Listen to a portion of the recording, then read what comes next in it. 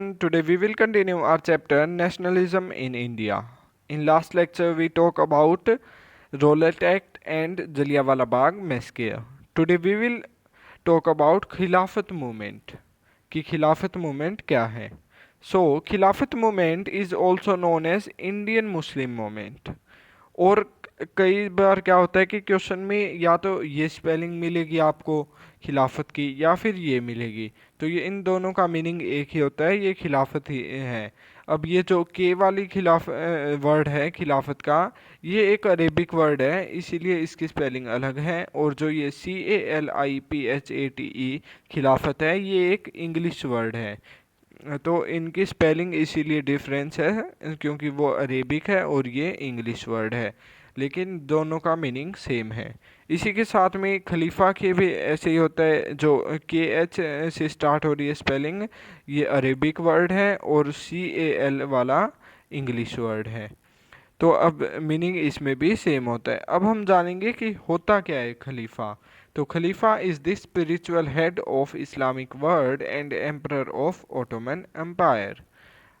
Ottoman empire का emperor है. तो खलीफा वो होते हैं जो स्पिरिचुअल हेड होते हैं, यानी कि धार्मिक तरीके से जो मुस्लिम्स के हेड है, यानी कि मुस्लिम्स के गुरु हैं, उन्हें खलीफा कहा जाता है.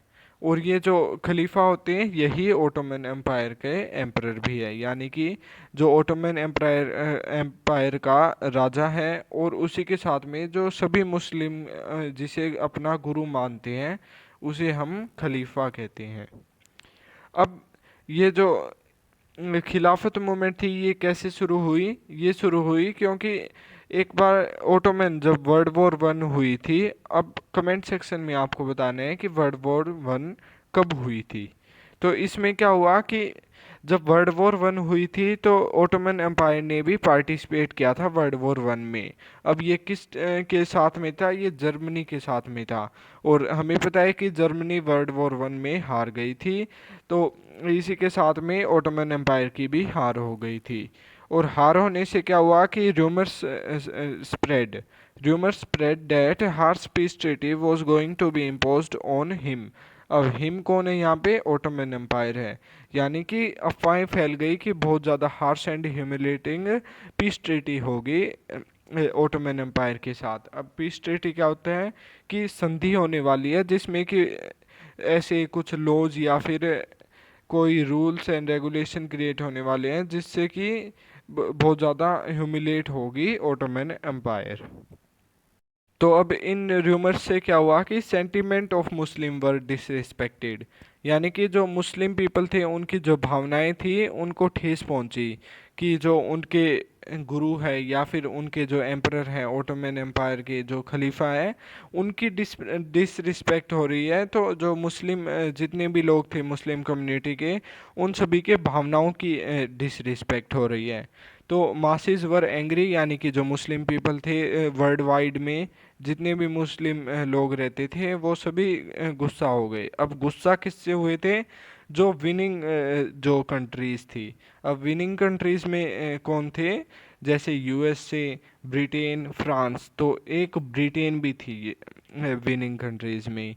तो वो ब्रिटेन से भी गुस्सा थे और ब्रिटेन ने क्या कर रखा था? हमें कॉलोनाइज्ड कर रखा था. तो इन जो हिंदू थे वो भी गुस्सा थे ब्रिटेन से और अब मुस्लिम भी गुस्सा हो गए थे. तो अब क्या हुआ कि एक सोच उमड़ी कि एक नेशन वाइड, यानी कि नेशन वाइड जो हमारी पूरी इंडियन कंट्री थी जिसमें मुस्लिम और हिंदू दोनों मेजर कम्युनिटीज़ थी, उन दोनों को एक साथ यूनाइट कर दिया जाए और ब्रिटेन को इंडिया से बाहर निकाल दिया जाए. तो ये एक उम्मीद की किरण निकली थी यहाँ से, जो खिलाफत मूवमेंट हुई थी. अब खिलाफत मूवमेंट कब हुई कि ये मासिस जब एंग्री हो गए थे कि इनकी भावनाओं को ठेस पहुंचाई गई तो प्रोटेस्ट हुए. अब प्रोटेस्ट कैसे हुए? खिलाफत मूवमेंट से हुए.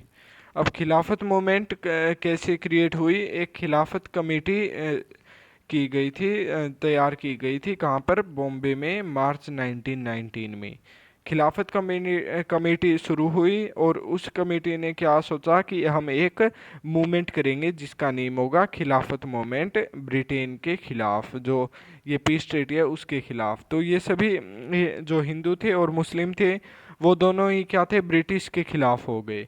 इसी से अब possibility of unity in country and starting nation wide movement increased.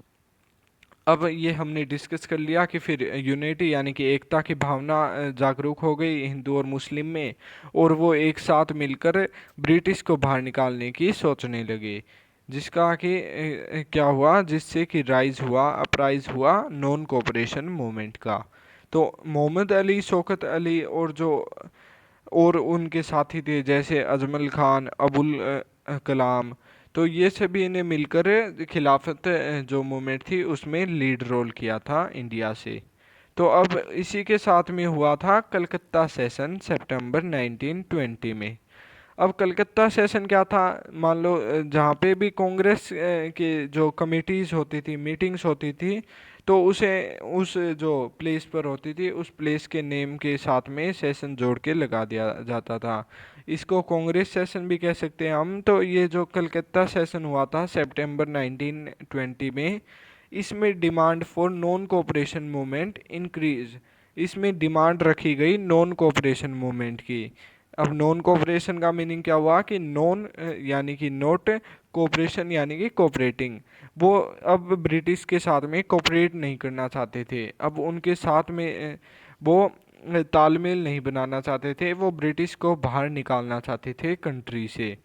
तो नॉन कोऑपरेशन मूवमेंट की जो कलकत्ता सेशन हुआ उसमें डिमांड इंक्रीज हुई, और फिर जो नॉन कोऑपरेशन मूवमेंट थी वो शुरू हो गई। अब हमारे जो नेक्स्ट पेज पे हम नॉन कोऑपरेशन मूवमेंट के बारे में ही पढ़ेंगे। कोऑपरेशन मूवमेंट को असहयोग आंदोलन भी कहा जाता है। अब नॉन कोऑपरेशन मूवमेंट पर गांधी जी के क्या आइडियाज़ थे कि कैसे क्रिएट करना चाहिए और कैसे जो ब्रिटिश रूल आया इंडिया में उस उन आइडियाज़ को देखेंगे हम सबसे पहले। तो उन्होंने अपने जो आइडियाज़ थे वो अपनी एक बुक में हिंद स्वराज में बताए हैं। तो उस बुक में वो कहते हैं, British rule in India is due to cooperation of Indians only, if Indian refuse to cooperate British rule will collapse. अब इसमें वो कहते हैं कि इंडियंस क्या है कि सहयोग कर रहे हैं ब्रिटिश का, ब्रिटिश जो पीपल है उनका सहयोग कर रहे हैं, इसी वजह से ब्रिटिश रूल है इंडिया में। अगर जो इंडियन पीपल हैं वो उनका सहयोग ना कर कर असहयोग करने लग जाएंगे तो क्या होगा कि ब्रिटिश रूल ख़त्म हो जाएगा इंडिया से।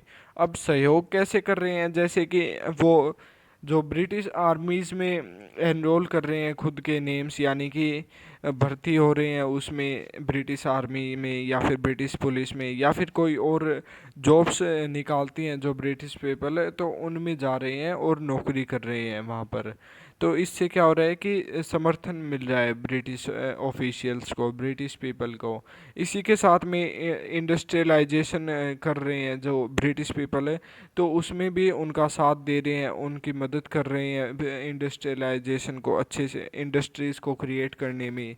तो अब उसके बाद में गांधी जी कहते हैं कि अगर हम ये कोऑपरेशन बंद कर देंगे, यानी कि उनको बिल्कुल भी कोऑपरेट नहीं करेंगे, उनके इंडस्ट्रीज़ में कोऑपरेट नहीं करेंगे, उनकी जॉब्स में हम हिस्सा नहीं लेंगे, या फिर जो उनकी आर्मीज़ और जो पुलिस की जो भर्तियां होती है उसमें हम नहीं जाएंगे, तो इससे ब्रिटिश रूल कोलैप्स हो जाएगा। अब गांधी के कुछ आइडियाज़ हैं कि कैसे मूवमेंट को नेशन वाइड क्रिएट किया जाए, यानी कि मूवमेंट को कैसे बहुत बड़ा मूवमेंट बनाया जाए, जो नॉन कोऑपरेशन मूवमेंट है उसको नेशन वाइड कैसे क्रिएट किया जाए। तो गांधी जी कहते हैं कि it should unfold in stages, यानी कि स्टेप बाय स्टेप होना चाहिए सब कुछ, ताकि एक बहुत बड़ी नेशन वाइड मूवमेंट क्रिएट हो, नॉन कोऑपरेशन मूवमेंट जो है बहुत बड़ी मूवमेंट क्रिएट हो, जिससे कि जो ब्रिटिश हैं वो पूरे हिल जाएं, यानी कि उन पे बहुत ज़्यादा इन्फ्लुएंस हो इस चीज़ का, जो नॉन कोऑपरेशन मूवमेंट है इसका। तो वो पहला स्टेप बताते हैं कि सरेंडर ऑफ गवर्नमेंट टाइटल, यानी कि जो उपाधि ब्रिटिश गवर्नमेंट इंडियन पीपल को देते हैं तो हमें उन उपाधि को नहीं लेना है, यानी कि उन उपाधि को छोड़ देना है। जैसे कि हमने जो महात्मा गांधी को कहा है कि फादर ऑफ नेशन, तो अब इसमें हम ने उनको एक उपाधि दी है। वैसे ही अगर ब्रिटिश ऑफिशियल किसी इंडियन को उपाधि देते हैं तो महात्मा गांधी कहते हैं कि हमें उस उपाधि को स्वीकार नहीं करना है।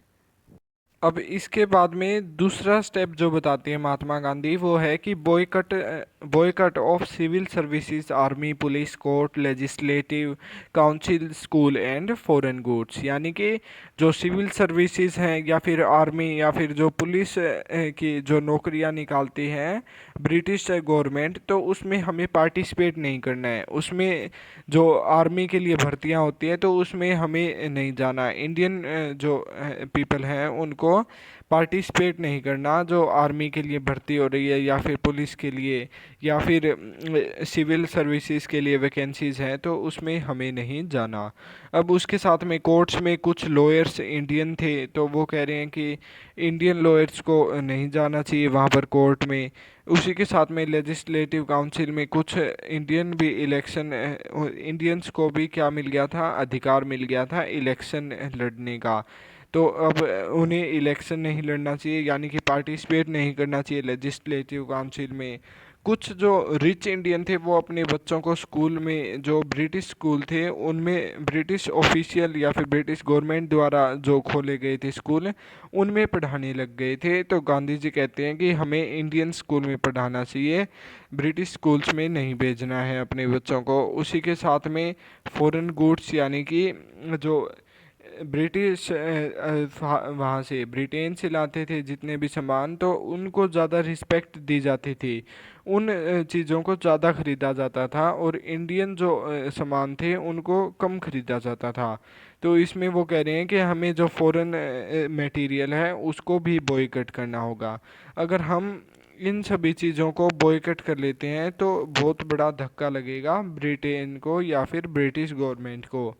अब वो कहते हैं कि in case if government used repression then full civil disobedience campaign would be launched. अब वो कहते हैं कि अगर इन स्टेप्स को फॉलो करते हुए अगर जो ब्रिटिश गवर्नमेंट है वो हम पर रिप्रेशन क्रिएट करती है, यानी कि दबाव क्रिएट करती है और हम पर अत्याचार करती है कि ऐसा क्यों कर रहे हो तुम, तो हम फुल सिविल डिसओबीडियंस कैंपेन शुरू कर देंगे।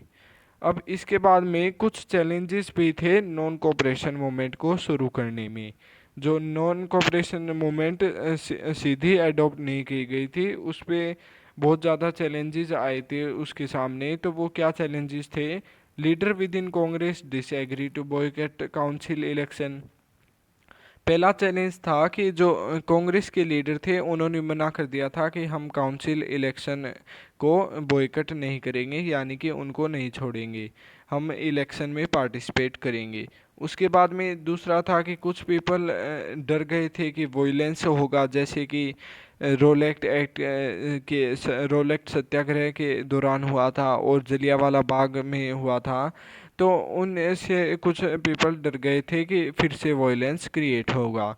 उसी के साथ में तीसरा जो चैलेंज था कि डिबेट चल रही थी, regular debate was going on with between supporters and opponent of non cooperation movement. यानी कि जो सपोर्ट में थे नॉन कोऑपरेशन मूवमेंट के और जो अपोनेंट थे उन दोनों के बीच में डिबेट्स चल रही थी, डिस्कशन चल रहा था बहुत लंबे समय तक। उसके बाद में finally in Nagpur session of Congress December 1920 में नागपुर सेशन हुआ कांग्रेस का। अब मैंने पहले भी कहा था कि जो प्लेस का नेम है उसको आगे रखकर पीछे सेशन लगा दिया जाता है, तो वो नागपुर सेशन हो गया। उससे पहले हुआ था कलकत्ता सेशन। तो अब ये जो नागपुर सेशन हुआ था दिसंबर 1920 में, इसमें क्या हुआ कि non cooperation movement was adopted. दिसंबर में 1920 के नागपुर सेशन में नॉन कोऑपरेशन मूवमेंट को एडॉप्ट किया गया था। और जो कलकत्ता सेशन हुआ था उसमें सिर्फ डिस्कशन की गई थी कि हमें नॉन कोऑपरेशन मूवमेंट को शुरू करना चाहिए। तो अब हमारे जो नेक्स्ट लेक्चर होगा उसमें हम डिस्कस करेंगे कि evolution of non cooperation movement in India. So that's all for today, thank you and have a nice day.